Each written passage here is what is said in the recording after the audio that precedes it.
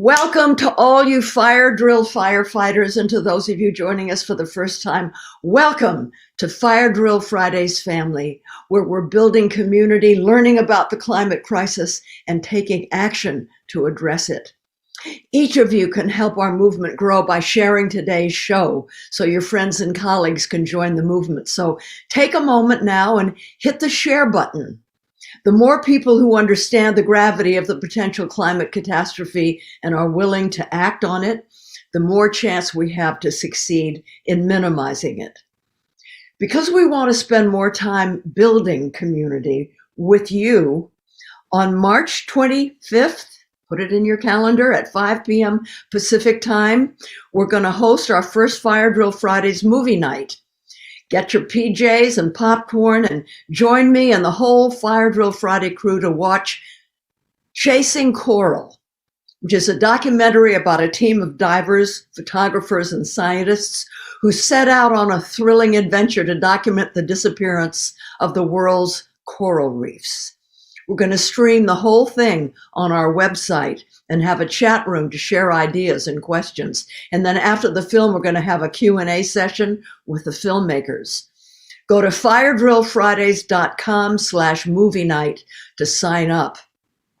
We're going to choose the evening's quarantini from your suggestions. So put your favorite beverage receipt in the chat and we're going to choose it, and then we're going to let you know which one we chose before the film so you can make it yourself. Before I go any further, let's have some good news. What I really should have are trumpets and a drum roll. Because when it comes to good news, it is harder to top the passage of the $1.9 trillion American Rescue Plan that President Biden signed yesterday. This is so historic in American history. None of us in our lifetime, I was on the tail end of the last one. Most people haven't witnessed such an important piece of legislation, not only because of what's in it, but because of it inaugurates a new phase in our nation's history when the federal government finally has stepped up and taken truly big, bold actions to solve huge problems. Not since Franklin Roosevelt in the 1930s, during the Great Depression, and again for World War II, has the government's actions announced that it sees itself as responsible for solving problems, for being activists. And who would have thought it would be Joe Biden? Besides, okay, what's in it? Direct payments to people. The bill provides rental assistance, education relief, child tax credit that will put $300 per month in the bank accounts of most parents with a young child. Child poverty will be cut in half. Assistance for childcare, grants for small businesses, billions of dollars to disenfranchised farmers that would benefit Black farmers in a way no legislation has since the Civil Rights Act of '64. Transportation relief, including for rural America. And this is really critical. It fills holes in the Affordable Care Act, makes healthcare insurance more affordable for more than 1 million working class Americans who couldn't originally afford it, and gives incentives to states to expand Medicare, Medicaid. People who couldn't afford it, the Affordable Care Act, are going to see their health insurance drop, some even to zero. So, this is something that we really need to celebrate and acknowledge the bill's importance, and then we have to keep going. And here's one more piece of good news. The Biden administration took a crucial step Monday towards approving the nation's first large-scale offshore wind farm. It's about 12 nautical miles off the coast of Martha's Vineyard, a project that officials say will launch a massive clean power expansion. God, I'm so optimistic. Before we go further, we really, really want to hear from you and learn what brought you to Fire Drill Friday today. It doesn't matter how many times you've joined Fire Drill Fridays. Please, please answer the poll. It's very important to us. You should see it pop up now. See, it helps us make sure that we're getting you the kind of information that's most important to you and to the movement. I'll put my xylophone away. You know, I don't know about you. I get such a kick out of this. I am learning more about how our government works than I ever learned in school. And I went to good schools. I've never been good at learning unless I knew why I was trying to learn something, you know? And I know that many, if not most people today, have never taken classes in civics.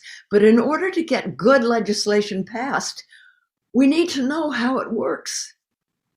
We go from the House to the Senate.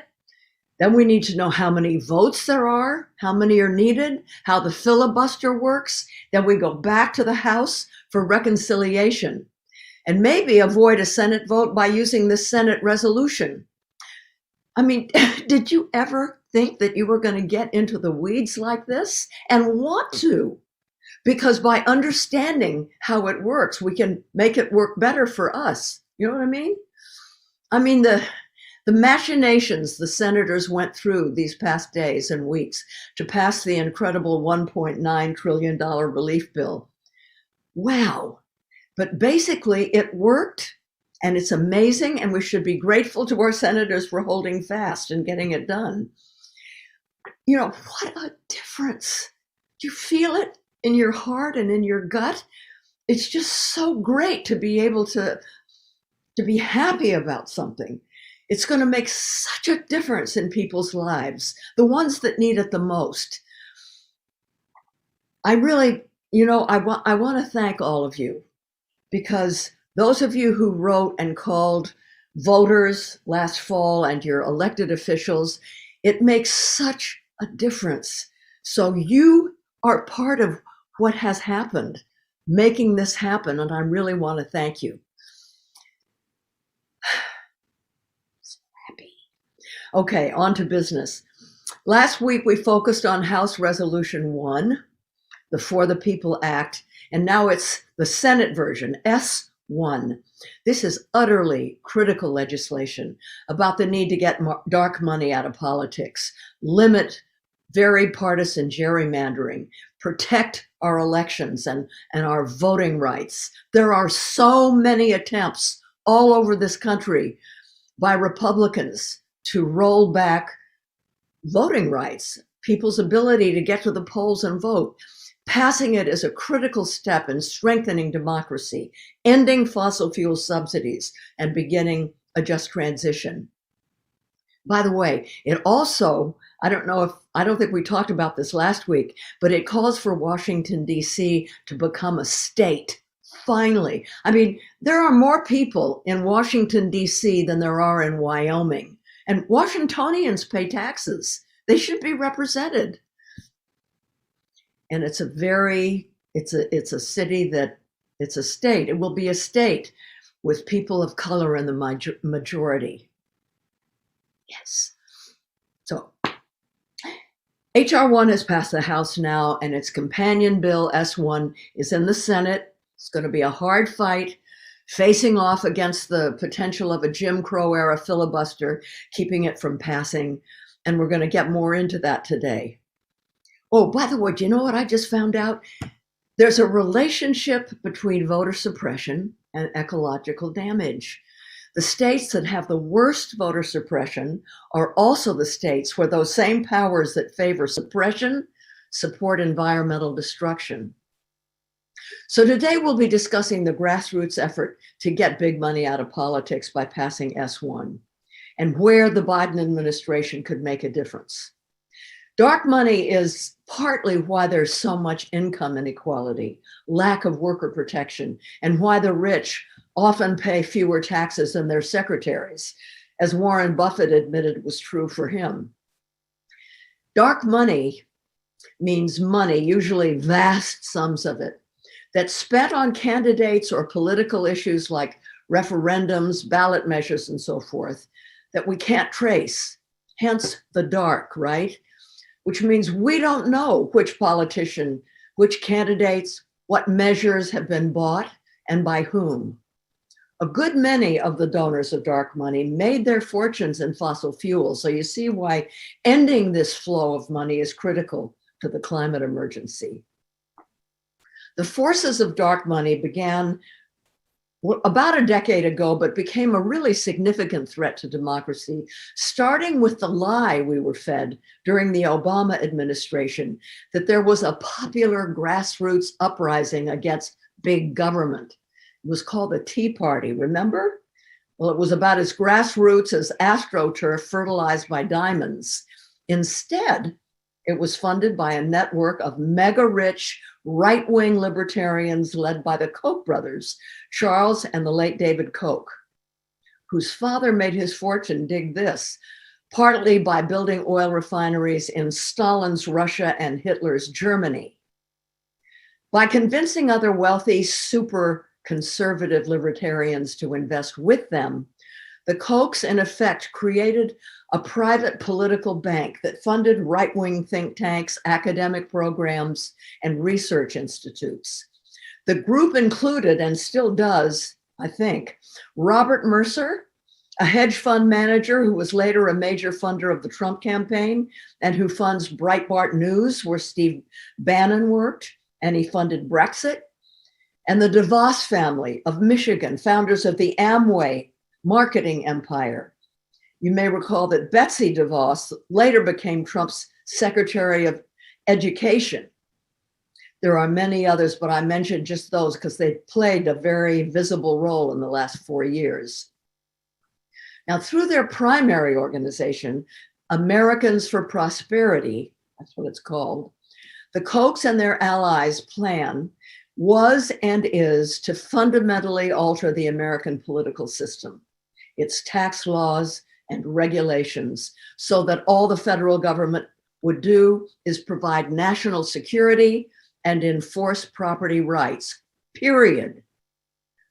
I mean, President Biden shouldn't be surprised that the Trump administration had zero plan in place to confront the COVID pandemic, or that so many government positions were never filled, since Trump was and is in the grip of dark money and wanted nothing more than to shrink the federal government down to the size where it could be drowned in a bathtub, to paraphrase right-wing lobbyist Grover Norquist. Right now, practically the entire Republican Party shares this kind of thinking, which is why they refuse to vote for Biden's big relief and democracy restoring packages, even though they're wildly popular with Americans of both parties. They don't want the government to play an activist role in restoring the economy and democracy. And the tragedy is that they've convinced many working class Americans that they're on their side, when the exact opposite is true. On January 21st, 2010, the Supreme Court announced its 5-4 decision in the Citizens United case, overturning a century of restrictions, banning corporations and unions from spending all they wanted to elect a candidate. As long as they didn't give the money directly to the candidate, if they gave it through an independent outside group that didn't work with the candidate's campaign, these super PACs, is what they're called, are legal. And as I explained last week, the court accepted the argument that corporations had the same rights to free speech as we do, as American citizens do. In time, we have to change that by increasing the Democratic margins in the House and Senate. That's for next year, right? We're going to be out there, hopefully in person.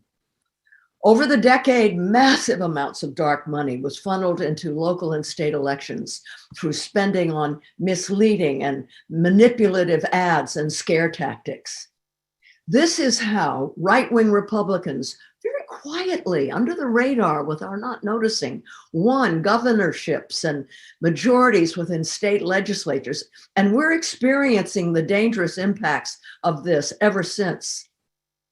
This is what led to the Republican sweep on Congress in 2014. In that election, remember during Obama's second term, the Koch brothers network spent over $100 million in competitive House and Senate races.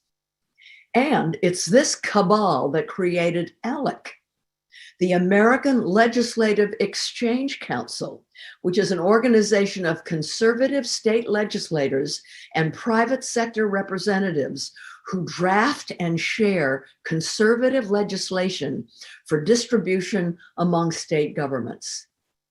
Even centrist political consultant Mark McKinnon, who's advised both Democrats and Republicans, says we should call the system that Citizens United has created what it is: an oligarchy. He says the system is controlled by a handful of ultra-wealthy people, most of whom got rich from the system and who will get richer from the system. So you see how hard it's going to be to cut carbon emissions in half by 2030 if we don't get rid of dark money? I mean, dark money is one of the key things that HR 1, now S1, will aim to address. And today my guest is Ben Jealous, a perfect person to discuss all this with, and why now we need to do all we can to get the Senate to pass S1. Mr. Jealous was a Fire Drill Fridays guest back in December at our rally leading up to the Georgia Senate vote. But for those of you who are new, he's president of the People for the American Way and People for the American Way Foundation. In 2008, he was chosen as the youngest ever president and CEO of the NAACP, where he grew the organization's online activist base by hundreds of thousands and positioned the organization at the forefront of critical social justice issues, such as the Trayvon Martin case, the fight against voter ID laws and voter suppression. Ben was also the 2018 Democratic nominee for governor of Maryland, a Rhodes Scholar, and is a visiting scholar at the Annenberg School for Communications at the University of Pennsylvania. Welcome back to Fire Drill Fridays, Ben. I'm really happy to see you again when voters' rights are under such attack, and we have a bill that could address these issues. Well, thank you, Jane. And yes, we absolutely do. You know, now S1 used to be HR 1, the For the People Act, is a great opportunity for us to leap forward. This is what my friend John Lewis was working for at the end of his life. It would require transparency that would help discourage, quite frankly, all this dark money that buys our voting process across the country, that shifts elections without knowing who's doing it. Last count, there were about 400 billionaires who together gave $1.6 billion in dark money in the last election, just to put it in perspective. And it would also make it possible for us to finally get people registered to vote, just like we do with selective service. Like it would just happen automatically. This country, the world's oldest democracy, is probably also the world's most inefficient. We spend a whole bunch of money we could be spending on other things, just getting people signed up to vote when we could make it easy. So lots of great reforms and a real strong federal pushback against the voter suppression we're seeing across the country. Do you think that we would be moving faster to stop the climate crisis if the oil and gas industry couldn't donate to politicians? Well, you know, I mean, how do I put this? You know, Van Jones has said there is no green vote without the black and brown vote. And I think it's important on voter suppression to follow the money. This is how we got the Sierra Club and Greenpeace actually to weigh in a decade ago on voting rights. It was, we sat down, and then it was Mike Brune and it was Phil Radford leading Greenpeace. And we sat down as a group and we studied the issue. And what became clear was that the Koch brothers were investing in voter suppression because it was in the best interest of their business. They make their money destroying the planet. And the voting demographics who get most in the way are Latinos first. They're the most pro-environment voting demographic. Black folks second. And so voter suppression becomes an expedient way to suppress the voters who would get in the way of you destroying the planet. At the same time, what we know is that the oil and gas industry, for example, has targeted the Congressional Black Caucus going back to the 70s. In the 70s, a major Green publication listed the Congressional Black Caucus as the greenest caucus in the country, again, reflecting the voters that most of them represent overwhelmingly. And the oil and gas industry took notice and really invested in relationships with each of those members, trying to shift them further to the right. So absolutely, big oil, big gas, investing in politics aids and abets voter suppression. You've spoken before about environmental justice communities fighting extractive industries in their backyards. How do you think this would change if for these communities, if legislation like For the People Act was passed? One of the things the For the People Act does is it will make it easier to magnify the small money, creates a matching fund, if you will. So like we've done in New York City and so many other places, really empowering regular folks, working class folks, Black and brown folks to run for office. And that's critical because in a lot of rural areas, in a lot of areas with a history of, quite frankly, the oppression of the Native American community, the Black community, the Latino community, what you see is big business kind of owning the politics of that county. Right. In part because nobody else can afford to run unless they have their backing. And so when you magnify the small money by creating a match, and sometimes a match that's a multiple, like it is in New York City, I think it's 6 or 7 to 1, all of a sudden anybody can run. And when anybody runs, what happens? Democracy actually works. And who represents that community reflects the mores of that community, the demographics of that community, and it gets harder for big business to simply buy the complicity. You look at line 3 right now, for example. I bet if you dig into that, you would find, just like we did with Keystone, that there's just politicians being bought off at every stage. Well, I'm going there. I hope I find out. So we're on the 51st day of the Biden presidency, halfway through his important first 100 days. What have you seen the administration do so far that's encouraging? What are you hoping they accomplish in the next 49 days? Well, obviously COVID relief was big. Getting HR 1 through the House is big. We've got to get it through the Senate. Frankly, we're not going to get a lot of important things to the Senate unless we have filibuster reform. It's critical. It's critical to getting a $15 minimum wage through. It's critical to protecting the environment. Quite frankly, the filibuster that we have is a relic of Jim Crowism. It was a way for the South to slow down and stop civil rights legislation. It has no place in our democracy. There's absolutely no reason why majorities shouldn't matter in the U.S. Senate. With that said, one of the things I'm also quite excited about are the nominations that we've seen. Deb Haaland for Secretary of the Interior is huge. Marcia Fudge was a great sign yesterday as well for HUD. Very excited about what's happening over in the U.S. Department of Justice. Making that a place of justice again is critical. Vanita Gupta is a real hero. We've started a campaign at People 4 called Her Fight, Our Fight, to really, frankly, tell the heroic story of women like Vanita and coming up next, Kristen Clark, who have been frontline warriors for justice, who are now being put in charge of the U.S. Department of Justice. And that's a good sign too. Hopefully both of them get through the process. Wow. So you said reform the filibuster. Explain what reform would look like. Get rid of it. Well, we would love to get rid of it, but there's too many. I think that President Biden seems to be reluctant to get rid of it, and we probably can't get rid of it, right? So what are the reforms? What is the next best thing we can do? Honestly, I think that we can. I don't think that we give up on getting rid of it. Part of the things that Biden has done, and Biden is a Senate traditionalist, so is Joe Manchin. I get that. At some point, they're going to have to understand that Republicans are going to be hugely victorious at the polls in less than 2 years if Democrats can't get big things through.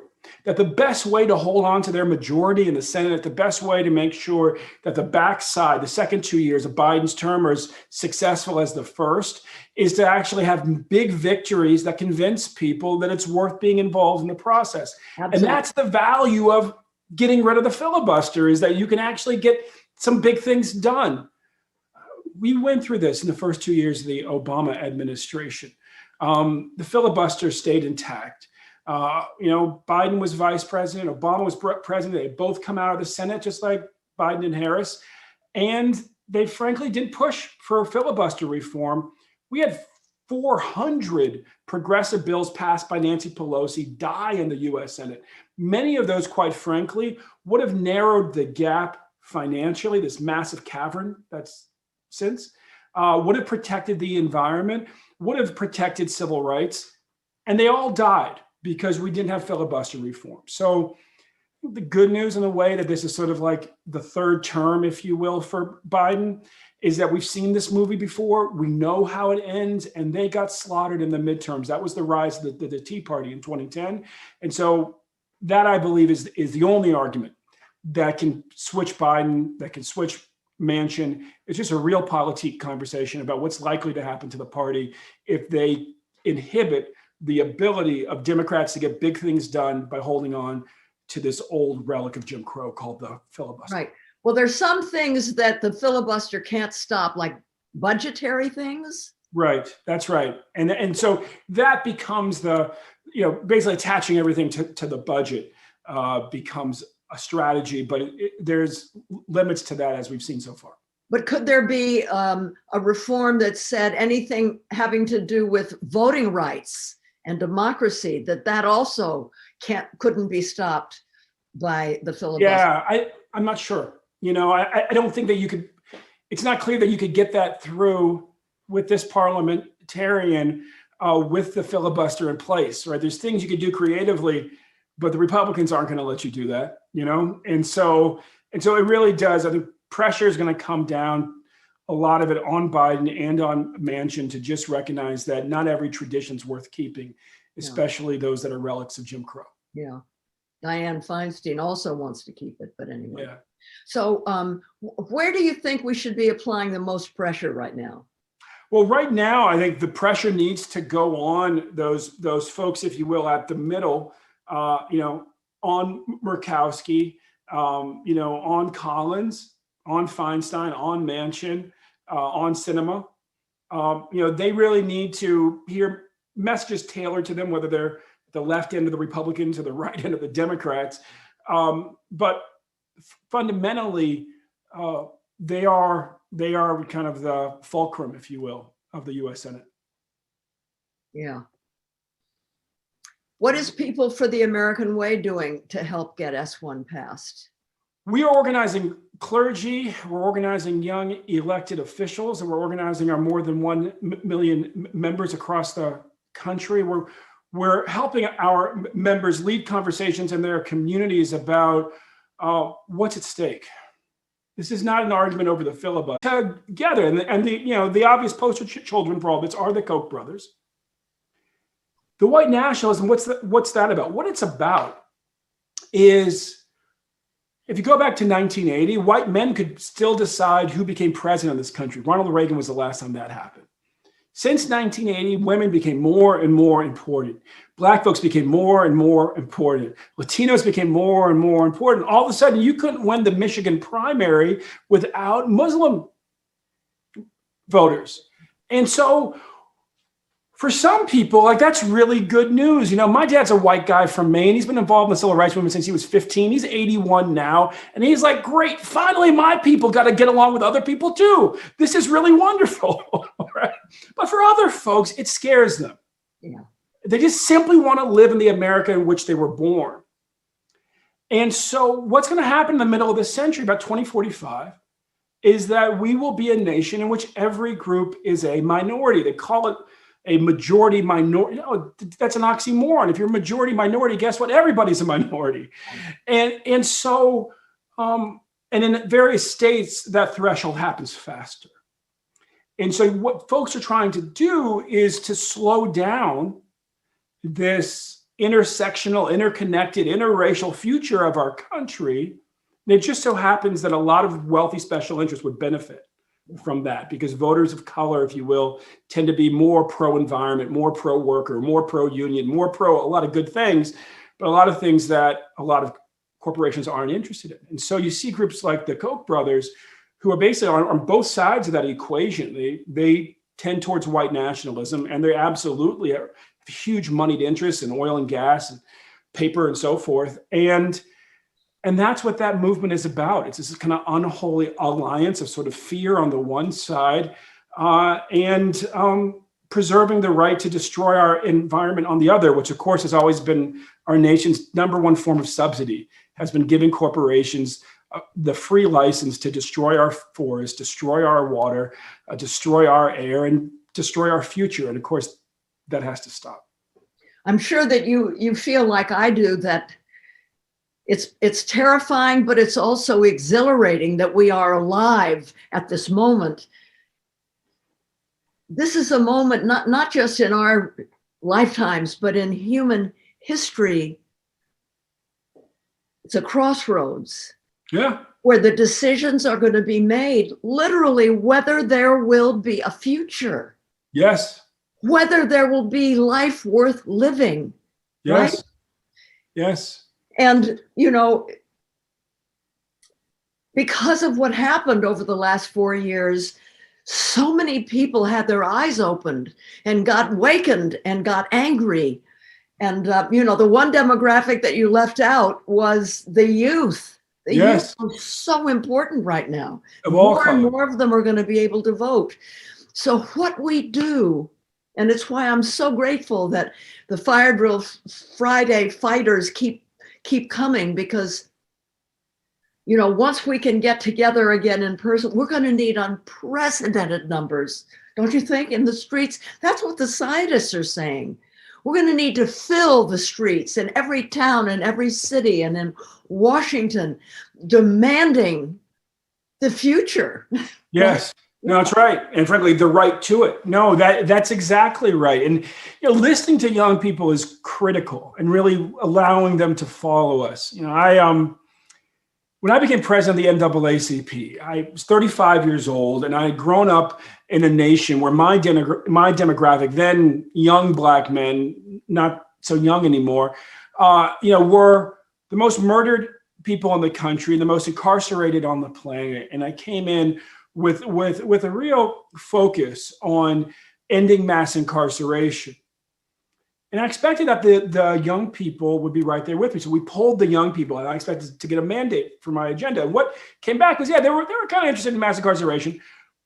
But by far and away, the NAACP Youth and College Division in 2008, their #1 issue was ending climate change. It was their #1 issue. That's why the first program that I started as president of the NAACP was our climate justice program, because we just took I was in awe of this poll. I looked at it and it was 50% of the young people were concerned about mass incarceration, but 85% of them were worried about climate change. Yeah, it's their future. And then I've talked to a man who I suspect is a friend of yours as well, Lou Gossett Jr. And, Lou, probably the third Black leading man after Sidney Poitier and Harry Belafonte, a historically very important figure in Hollywood, also a real racial justice activist to his core. And so we're sitting there one night, we're talking, and Lou says to me, Ben, I've spent my entire life in this fight for racial justice. And he said, sometimes I feel we're all in an airplane and we're just squabbling over who's in first class. And meanwhile, the plane has dropped 20,000 feet in 2 seconds. And what we really need to do is look out the window and recognize what's going on. And then we would just simply be focused on the fact that apparently the pilot's either drunk, asleep, or dead. And what we really need to do is find the smartest person on the plane and get him into the cockpit. And I said, Lou, that's beautiful, brother. What are you talking about? And he said, Ben, the planet is dying, and nothing else is going to matter if we don't save the planet, Ben. And it was this moment in early my 10 years at the NAACP where we were hearing it from the young people, and we were hearing it from our elders. And middle-aged people can be a real problem, because at the end of the day, we just want to maintain, pay the mortgage, pay for the kids in school, whatever, just get from here to retirement. And I had to really just recognize that the prophetic voices tend to either come from the young or the old, and all of them in that moment were very clear. that we needed to make a shift, that the NAACP needed to make a shift towards helping to defend the environment and the planet. And that's part what made it so easy to approach my peers and friends who were leading the Sierra Club and Greenpeace and ask them to do the same thing, to ask them to make a shift towards protecting our voting rights. Because if what it's going to take, those people on the street that you talk about, building that movement, is frankly all of us realizing how utterly interconnected we are, and how it's not really a choice about whether you're your sister's keeper or your brother's keeper. If we don't protect the planet, nothing else is going to matter. And if we don't protect voting rights, we cannot protect the planet in a democracy. Yes. Hear, hear. Thank you, Ben. So I'm going to now ask for audience questions. Maddie, fire away. Thank you, Ben. Yeah, absolutely. And so the first question is from Will on Zoom.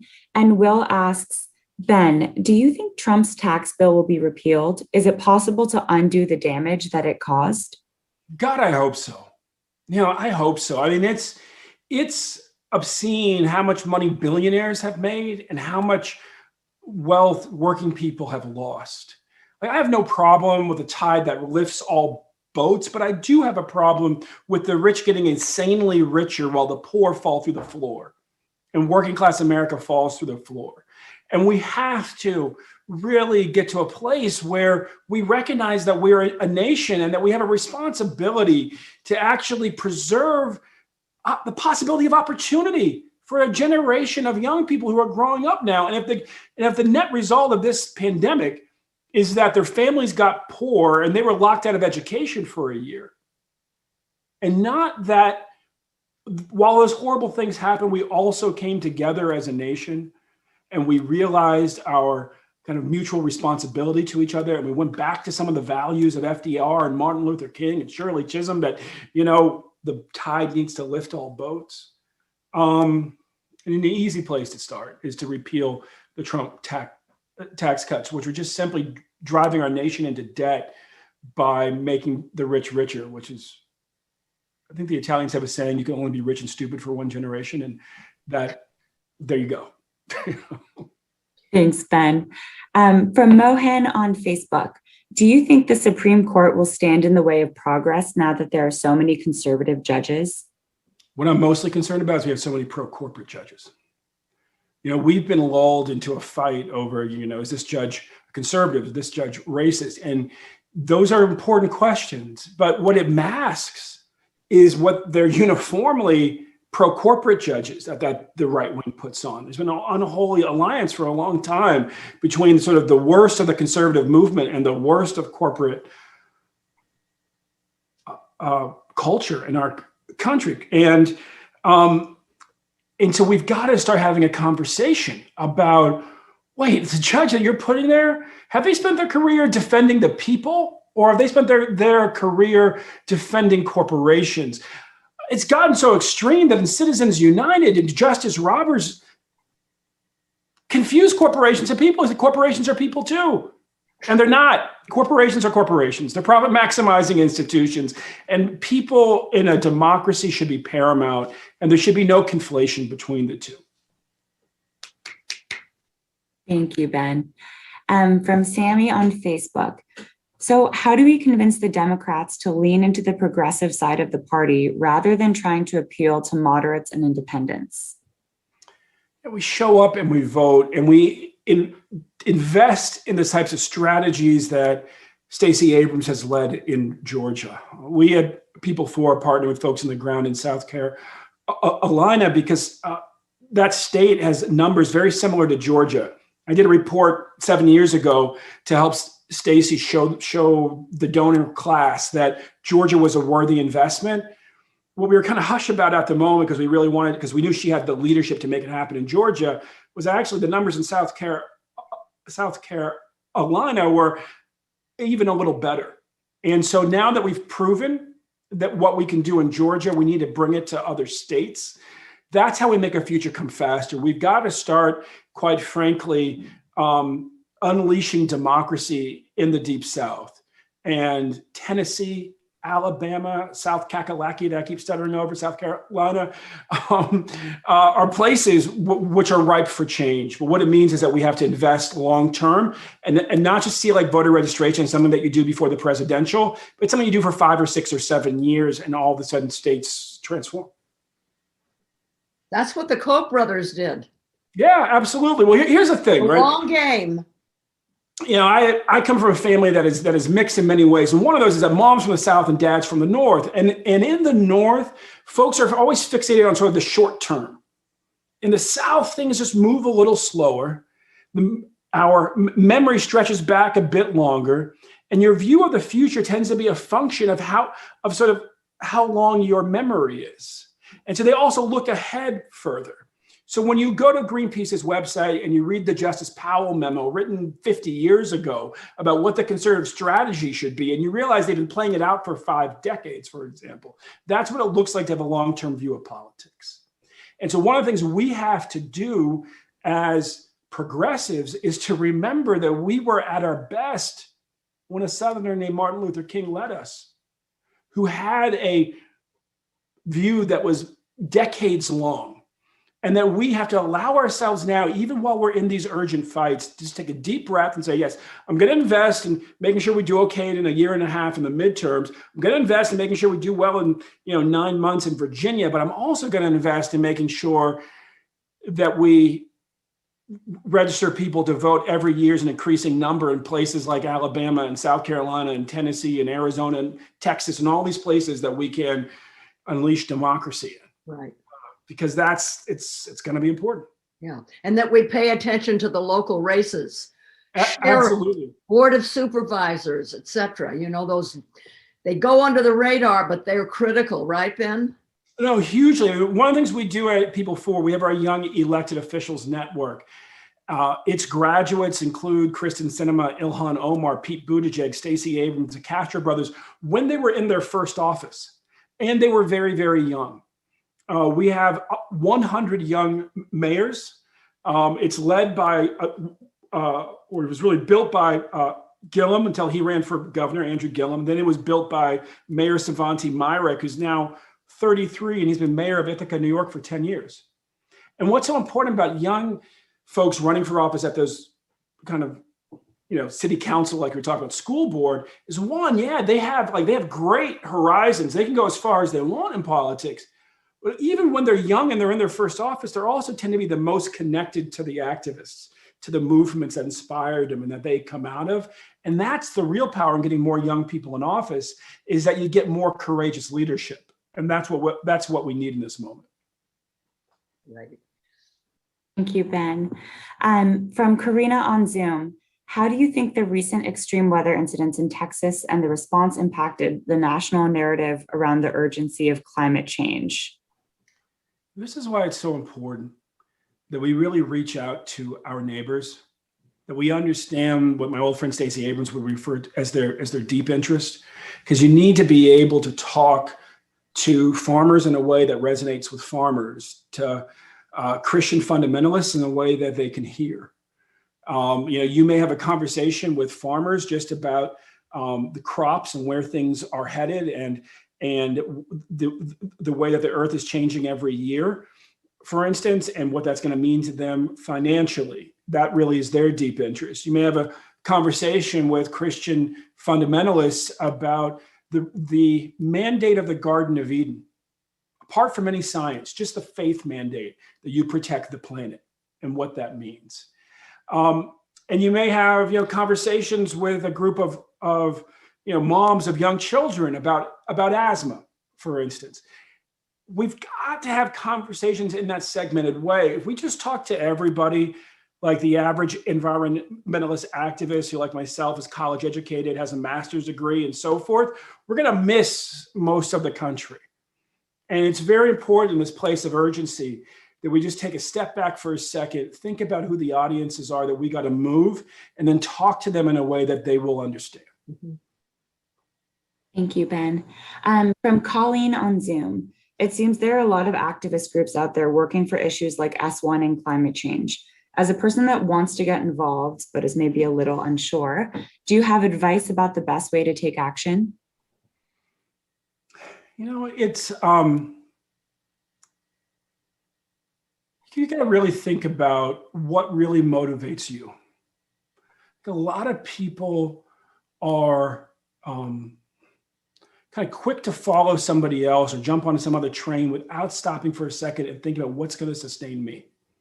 And what sustains you is really the most important thing to know, because we need you in this for the long haul.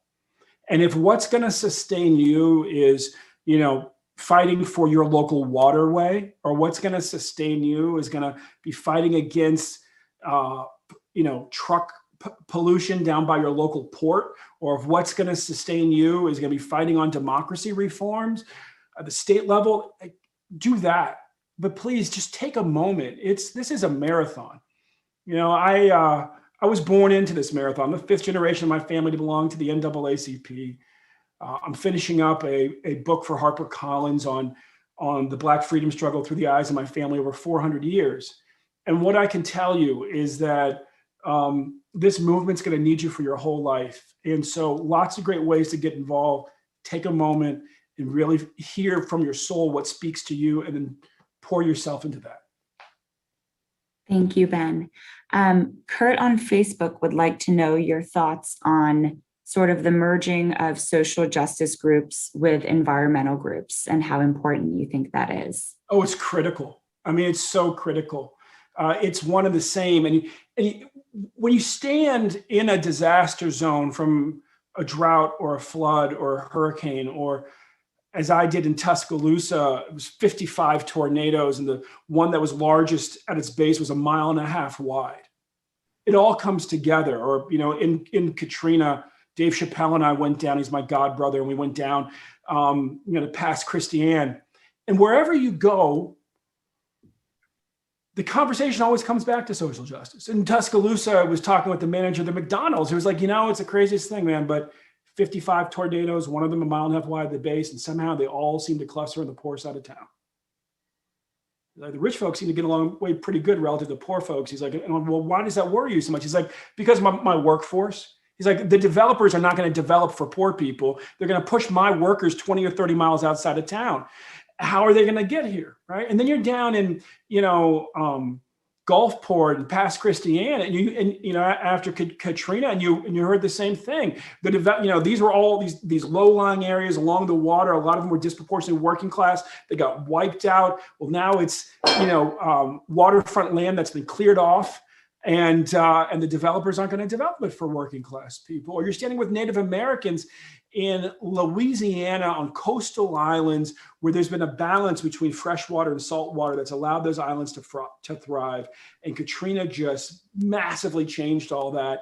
And the islands are dying and turning into moonscapes, and like centuries, if not, thousands of year-old cultures were being destroyed. Social justice and environmental justice and fighting climate change, it ultimately all comes together. And one of the legacies of COINTELPRO, for example, one of the legacies of Senator McCarthy's witch hunts was that we split movements in this country. COINTELPRO intentionally divided them against each other. If you haven't seen Judas and the Black Messiah, it's worth watching and reflecting on.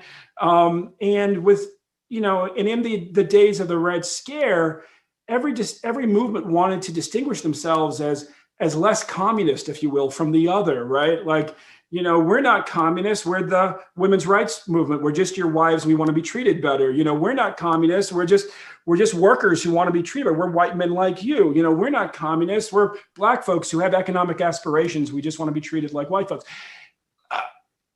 Like all those years of us dividing each other from each other, it's time to come together and realize things like fighting voter suppression and fighting to save the planet go hand in hand. Thank you so much, Ben. Thank you for joining us. Thank you for your questions, you in the audience.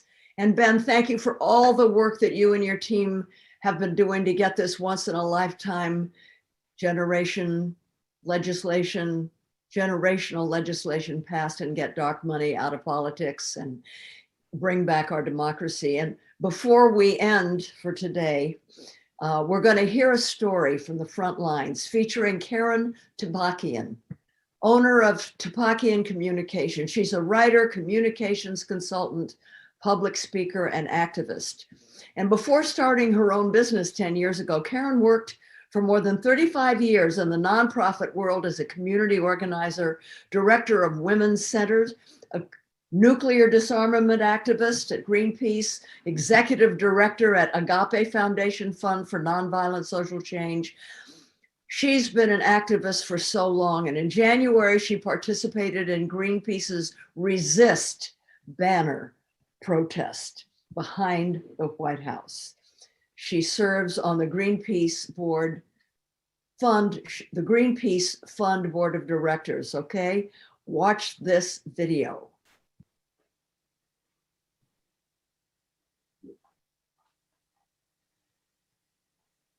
It was 2 a.m. on a cold January morning. None of us had really slept well. Too much excitement coursing through our veins. Today was the day. Finally, the day we would climb that bloody crane and call on the world to resist our new president's hateful and destructive actions and language. Even though we had practiced putting on our gear several times, long underwear, fleece onesies, rain and windproof pants, plus everything we needed to keep ourselves safe, hydrated, fed, and sane, I found myself fumbling with the easiest of clasps and zippers. With our backpacks in order and checked multiple times, we hopped in the van to ride off through a pitch black sky to our location, accompanied by a fist-pumping soundtrack. This was not my first rodeo, not my first direct action. Each one is different and unique. Often I sit down or lie down or chain lock my hands, but I never climb. I'm morbidly afraid of heights. Climbing on a chair or a ladder, even one rung, requires all my strength and fortitude. This action required me to climb 100 feet off the ground, up a metal ladder, carrying a heavy backpack and about 20 pounds of chain in the dead of night. Normally, I would never have volunteered for this assignment, but today I knew that I needed to overcome my fear of heights because the goal was greater. We collectively, 7 of us, were going to unfurl a 2,000 square foot banner that said resist, poised above and 1,000 yards behind the White House. Resist the evil actions, the hateful rhetoric, the draconian practices and promises that the Trump administration was poised to unleash. By this day, the new president had already instituted the Muslim ban, rolled back the Affordable Care Act, planned to build a border wall with Mexico, barred taxpayer dollars from paying for abortions, and cleared roadblocks that were stopping the Dakota Access Pipeline and Keystone XL. My fear of heights was minimal, non-existent, barely worth mentioning, considering the fear I felt for my sisters and brothers of color, my queer sisters and brothers, our democracy, and the beautiful planet on which we live. I exited the van and waited my turn in line to climb the cold metal stairs to the platform, where I would block access to the climbers above who were attached to the crane boom. Pure adrenaline propelled me up the ladders to the necessary height.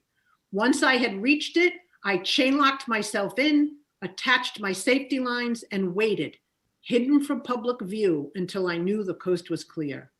Then I shook uncontrollably. The adrenaline had worked, and now it was draining out of my body. My legs and knees knocked together, my teeth chattered, my hands could barely hold the railing. I knew this feeling from previous direct action, so I was familiar with what would happen. Nonetheless, it's scary because my body was uncontrollable. Fortunately, the weather was cool but not cold, dry and not windy. I waited quietly, looking down only occasionally, worrying that any of us would be seen before we could act. I wondered how the world, how our community would see our actions, hoping that my colleagues above, doing the incredibly hard work of unfurling a giant banner while suspended from a crane boom, could do so carefully, with safety first, second, and third. Once I had seen them succeed, I knew it was my moment to do my job, talk to the press. Though I was born with the gift of gab, had received training as a media spokesperson, and given countless speeches, today was different. Today, I had agreed to put myself at risk, safely, but still at risk, to call out to the world what this president was planning and how we must respond. My first act was to use Facebook Live to report from the site. I held onto the railing with one hand and with the other held out my phone for a video selfie, turned on the camera and just started talking. I needed to report for 30 minutes, repeating my story every 5 minutes since people listening would tune in and tune out. I needed to constantly remind people who we were, Greenpeace, and why we were protesting. My fear dissipated once I turned on the microphone. I tried unsuccessfully to photograph the banner above, but I just couldn't get to the edge of the platform to look up or down. So the camera focused on me the entire time. All day long, I fielded press calls or made the calls myself. This was my job.